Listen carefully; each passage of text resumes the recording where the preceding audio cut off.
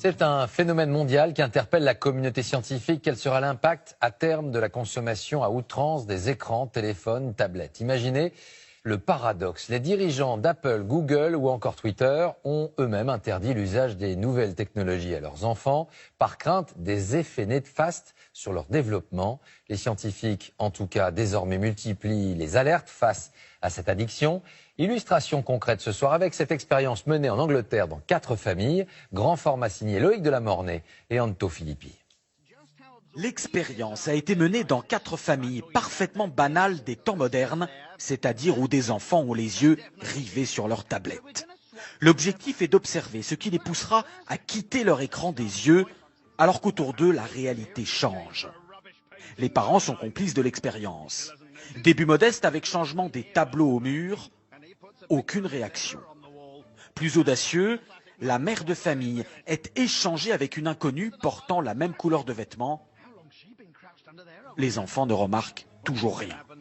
Comble de l'indifférence, de faux frères et sœurs, parfaits inconnus eux aussi, s'installent à table sans le moindre détournement de regard de ceux captivés par l'écran. Il faudra attendre la coupure d'Internet au moyen d'un brouilleur pour que les enfants découvrent que le monde réel autour d'eux a changé. Cette expérience, menée par une marque alimentaire pour promouvoir les repas en famille, a été réalisée sur un ton léger, mais sa démonstration est extrêmement préoccupante pour cette spécialiste des addictions. Plus les enfants passent du temps devant les écrans, moins ils regardent directement les autres dans les yeux. Et sans regard direct, on ne lit plus les codes sociaux, donc ils n'apprennent plus à vivre en société. Il y a donc des effets directs sur le cerveau et l'apprentissage, similaires à ce qu'on observe avec n'importe quelle substance addictive, y compris les drogues. Une vraie drogue, le mot est lancé. Au Royaume-Uni, une autre addictologue réputée est allée encore plus loin, déclarant récemment dans une conférence: Je dis toujours aux parents, quand vous donnez à votre enfant une tablette ou un smartphone, en réalité, c'est comme si vous lui donniez une bouteille de vin ou 1 gramme de cocaïne.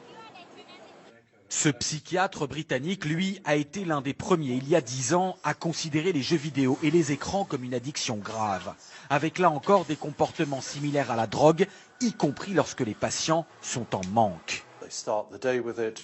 Ils s'y consacrent dès le réveil, repoussent leur toilette, ne prennent pas leur douche ou leur petit déjeuner pour être tout de suite sur les réseaux sociaux. J'ai eu des patients à la clinique qui, privés de leurs écrans, devenaient suicidaires, devenaient violents. J'en ai eu qui nous menaçaient avec une batte de baseball si on leur coupait leur connexion Internet. Sans atteindre une telle extrémité, la famille Cook subit cette dépendance aux écrans. Le fils sur son smartphone, la fille sur sa tablette, et des parents qui se sentent dépassés. Quand je vois les réactions de mon fils, si on lui enlève son portable, c'est une addiction. On va peut-être devoir faire une intervention. Je plaisante pas, c'est comme un drogué. L'intervention, cela peut être ceci, un sevrage, qui utilise là encore les mêmes techniques que pour les addictions à la drogue. Au Royaume-Uni et aux États-Unis, de nombreuses institutions proposent des cures de désintoxication en pleine forêt. Ce jeune homme est là depuis plusieurs semaines et semble littéralement renaître. Je commence enfin à me dire, va dehors, il y a un monde entier à voir et à explorer. Et quand tu ne fais que fixer ton écran, c'est vraiment malsain.